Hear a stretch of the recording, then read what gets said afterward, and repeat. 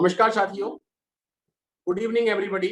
आप सभी के लोगों का आज के इस प्रोग्राम के अंदर स्वागत है और मैं हूं आपके साथ doctor Ramkesh Singh Parmar, consultant physician and medical specialist Jaipur. आज हम आपके साथ चर्चा करेंगे कोलेस्ट्रॉल के प्रबंधन या मैनेजमेंट को लेकर के। दोस्तों, कोलेस्ट्रॉल एक ऐसा पदार्थ है जो हमारे बॉडी के अंदर हमारी जो कोशिकाएं हैं या हमारा बॉडी के जो अंग है उनको बनावट के लिए, उनकी मेंटेनेंस के लिए जरूरी होता है। इसलिए इससे बहुत सारे फायदे और उपयोगी हैं और इसका हमारे बॉडी के अंदर बिल्कुल रोल है। कोलेस्ट्रॉल पदार्थ, जो तलीय पदार्थ होते हैं, वो हमारे ब्लड के अंदर ये सर्कुलेट होते रहते हैं और इस तरह की दिक्कत ये होती है कि ब्लड में घुलते नहीं है। यानी कि जिस तरह से हम बात करते हैं पानी के अंदर ऑयल डालते हैं, बूंदों के रूप में आ जाता है, उसी तरह से कोलेस्ट्रॉल भी हमारी बॉडी के अंदर ब्लड के साथ सर्कुलेट होते हैं और ये कोलेस्ट्रॉल हमारी बॉडी में घुलते नहीं है। जब कोलेस्ट्रॉल किसी भी समस्याओं के कारण, किन्हीं कारणों से हमारी बॉडी के अंदर नंबर ऑफ कोलेस्ट्रॉल या उसका नंबर बढ़ जाता है, डिफरेंट के कोलेस्ट्रॉल होते हैं, तो वो हमारी शरीर में बीमारियां पैदा करते हैं। इसलिए बहुत सारी बीमारियां हैं जो एथेरोस्क्लेरोसिस कार्डियोवास्कुलर डिजीज है, जिसमें बात करते हैं ब्रेन के अंदर स्ट्रोक है, रेटिना प्रॉब्लम्स हैं, हार्ट अटैक की समस्या है, किडनी की समस्या है, इस तरह की बीमारियों के लिए बहुत अधिक जिम्मेदार होते हैं।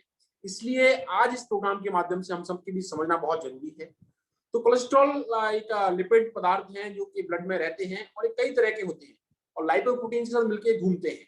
तो जो बेसिक इंपॉर्टेंट कोलेस्ट्रॉल के अंदर तीन तरह के कोलेस्ट्रॉल होते हैं। One is LDL cholesterol, low density lipid profile.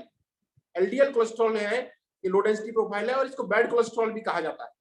Bad cholesterol इसलिए कहा जाता है क्योंकि यह बहुत डेंस कोलेस्ट्रॉल होता है और हमारी बॉडी के अंदर जब इसकी मात्रा अधिक हो जाती है, इसका नंबर अधिक हो जाता है, तो जाके नसों के अंदर जो खून की रक्त वाहिकाएं, रक्त धमनियां हैं, उनके जाके जमने लग जाते हैं लोग और नसों को कोलेस्ट्रॉल सिकुड़ता है, रास्ते को सिकुड़न बनाता है और उसके सिकुड़ने के कारण ये समस्याएं पैदा होती हैं। इसको हम एलडीएल कोलेस्ट्रॉल कहते हैं। इसके साथ साथ एक कोलेस्ट्रॉल और होता है हमारी बॉडी के अंदर, जिसको हम बोलते हैं एचडीएल कोलेस्ट्रॉल। एचडीएल या high density lipoproteins. HDL cholesterol, इसको गुड कोलेस्ट्रॉल कहा जाता है। हमारी बॉडी के अंदर कुछ फायदेमंद रोल होते हैं, ये कोलेस्ट्रॉल के मेटाबॉलिज्म के अंदर अच्छी कोलेस्ट्रॉल पहचानने के लिए कार्य करते हैं, इसलिए हम इसको गुड कोलेस्ट्रॉल कहते हैं। इसके साथ साथ एक तरह का और कोलेस्ट्रॉल होता है ट्राइग्लिसराइड। ट्राइग्लिसराइड यानी कि हम भोजन वगैरह खाने के बाद, भोजन जो खाने के बाद में कोलेस्ट्रॉल हमारी बॉडी के अंदर पहुंचता है फूड से, और ट्राइग्लिसराइड के रूप में होता है या लिवर द्वारा सिंथेसिस होता है और ट्राइग्लिसराइड के रूप में होता है और यह भी कोलेस्ट्रॉल खराब भी होता है एक तरह से। तो जब इन कोलेस्ट्रॉल के लेवल जो हमारी बॉडी के लिए बैड कोलेस्ट्रॉल है या फिर गुड कोलेस्ट्रॉल है, किसी तरह से उनके लेवल जब बढ़ जाते हैं, कम हो जाते हैं, तो उसकी समस्या हमारी बॉडी में पैने लग जाती हैं और इस समस्याओं के कारण बीमारियां पैदा होती हैं। इसलिए इसका समझना बहुत जरूरी है। इसके साथ हम बात करते हैं, हमने बात करी एलडीएल कोलेस्ट्रॉल, आज इसको एलडीएल लो डेंसिटी या bad cholesterol, high density cholesterol यानी कि गुड कोलेस्ट्रॉल जिसको हमने बोल दिया। तीसरा हमारा हो गया ट्राइग्लिसराइड जो कि फूड वगैरह से मिलता है। ये तीन जो कोलेस्ट्रॉल के मेन सोर्स रहते हैं और इनकी टोटल जो बनावट होती है उसकी कोलेस्ट्रॉल के कारण से हम बीमारियां पैदा होती हैं। जो कुल कोलेस्ट्रॉल या टोटल कोलेस्ट्रॉल है उसकी जो अमाउंट होती है हमारी बॉडी के अंदर लगभग 200 मिलीग्राम पर डेसीलीटर होता है। एलडीएल कोलेस्ट्रॉल की हमारी बॉडी के लिए रिक्वायरमेंट 100 मिलीग्राम पर डेसीलीटर के आसपास है। एचडीएल कोलेस्ट्रॉल हमारी बॉडी के अंदर 60 mg या उससे अधिक होना चाहिए और ट्राइग्लिसराइड हमारा 150 मिलीग्राम पर डेसीलीटर से कम होना चाहिए। यानी कि total cholesterol, LDL cholesterol, HDL cholesterol and इस तरह से टोटल की मात्रा 200 से ज्यादा नहीं होनी चाहिए, एलडीएल 100 से ज्यादा नहीं होना चाहिए, एचडीएल गुड कोलेस्ट्रॉल है इसका लेवल 60 से अधिक होना चाहिए एंड ट्राइग्लिसराइड बैड कोलेस्ट्रॉल है एक तरह से इसका लेवल 150 mg/dl से कम होना चाहिए। तो इस तरह के जो बैड कोलेस्ट्रॉल जो है, जो अब अधिक हो जाते हैं तो समस्याएं पैदा करते हैं और गुड कोलेस्ट्रॉल जब अच्छा होता है तो ठीक रहता है, मतलब किसी तरह से एचडीएल कोलेस्ट्रॉल का लेवल कम होता है तो ये हमारी बॉडी के अंदर समस्याएं पैदा करता है। इसके साथ साथ हम चर्चा करेंगे क्या क्या ट्रीटमेंट है हमारे पास और क्या क्या बेसिक सावधानियां हैं घरेलू लेवल के अंदर, क्या क्या जो उपचार है उसके माध्यम से हम इनको ठीक कर सकते हैं। तो कोलेस्ट्रॉल डिसलिपिडीमिया एक पर्टिकुलर एज के बाद में, फॉर एग्जांपल आफ्टर 40 इयर्स और 35 इयर्स, इनकी इंपोर्टेंस अधिक बढ़ जाती है क्योंकि अब हमारी बॉडी के अंदर अधिक हार्मोनल चेंज समस्या होती है, तो मैनेजमेंट बहुत जरूरी है। और स्पेशली कुछ लाइफस्टाइल डिजीज है जैसे डायबिटीज है, थायराइड है, कार्डियक पेशेंट्स हैं आप, आपके किडनी की समस्या है, हार्ट के पेशेंट हैं आप, थायराइड है, डायबिटीज है, डिसलिपिडीमिया है, ओबेसिटी है, ब्लड प्रेशर है, कार्डियक पेशेंट है, किडनी के पेशेंट्स हैं, इस तरह के पेशेंट्स हैं, या फिर आपकी उम्र 40 साल से ज्यादा है, इस तरह के लोगों के अंदर जब कोलेस्ट्रॉल का लेवल ज्यादा है तो हमें तुरंत रूप से ट्रीट करना भी जरूरत पड़ जाता है। तो क्या क्या दवाइयां हैं जो एक एक्सपर्ट चिकित्सक द्वारा कोलेस्ट्रॉल के मैनेजमेंट को लेकर के दी जाती हैं। दोस्तों, वीडियो के माध्यम से मैं कहना चाहता हूं ट्रीटमेंट पहले आपके एक्सपर्ट क्लिनिशियन द्वारा डिसाइड होना चाहिए, क्योंकि कोलेस्ट्रॉल का मैनेजमेंट बिल्कुल ठीक है, करना है हमें, बट जो दवाइयां होती हैं उनके भी साइड इफेक्ट होते हैं, तो कब दवाई लेनी है, क्या दवाई का प्रॉपर डोज है, यह बहुत जरूरी है। ट्रीटमेंट के लिए हम बात करते हैं जो मेडिसिन की, तो मेडिसिन के अंदर स्टेटिन हमारे पास होते हैं, जो बहुत कॉमन दवाई है और बहुत प्रभावी दवाई भी है। जैसे बात करते हैं एटोवास्टैटिन, रोजुवास्टैटिन, सिम्वास्टैटिन, पिटावास्टैटिन, या तो स्टेटिन्स। बाइल एसिड सीक्वेस्टेंट्स होते हैं, जिसके अंदर के एलडीएल को जो कम करते हैं, लेकिन कई बार इनका बहुत कॉमन यूज नहीं है। निकोटिनिक एसिड दवा है जो एलडीएल ट्राइग्लिसराइड को कम करती है। फिब्रिक एसिड है जो कि ऊंचे ट्राइग्लिसराइड लेवल को कम करने के लिए आता है। और सर्टेन ड्रग्स है जो कोलेस्ट्रॉल की एब्जॉर्प्शन को इनहिबिट करती है। इन दवाइयों को भी हम तरह depending on the level of cholesterol क्या है, उसका मैनेजमेंट किस तरह प्लान करना है, उसको लेकर के आपके एक्सपर्ट चिकित्सक द्वारा डिसाइड किया जाता है। स्टेटिन्स यूज करने हैं, बाइल एसिड सीक्वेस्टेंट्स हैं आपके पास, फिब्रिक एसिड्स हैं, निकोटिनिक एसिड्स हैं, एंड कोलेस्ट्रॉल अब्जॉर्बर इनहिबिटर हैं। इस तरह की दवाइयों का यूज करके कोलेस्ट्रॉल को मैनेजमेंट करते हैं।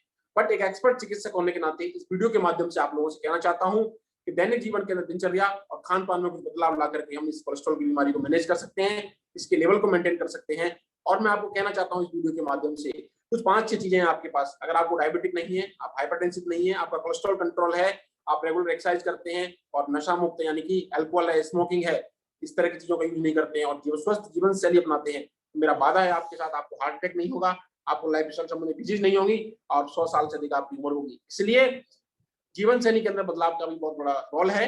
सो कोलेस्ट्रॉल के मैनेजमेंट के लिए भी स्वस्थ जीवन शैली बहुत जरूरी है। स्वस्थ खान पान है जिसके अंदर अपने जो डाइटिशियन प्लान है आपका, आपकी एज के हिसाब से, आपकी वर्किंग स्टाइल के हिसाब से, आपके एक्सरसाइज लेवल के हिसाब से आपके एक्सपर्ट चिकित्सक द्वारा एक डाइट प्लान होना चाहिए जिसको हम ले सकते हैं बराबर।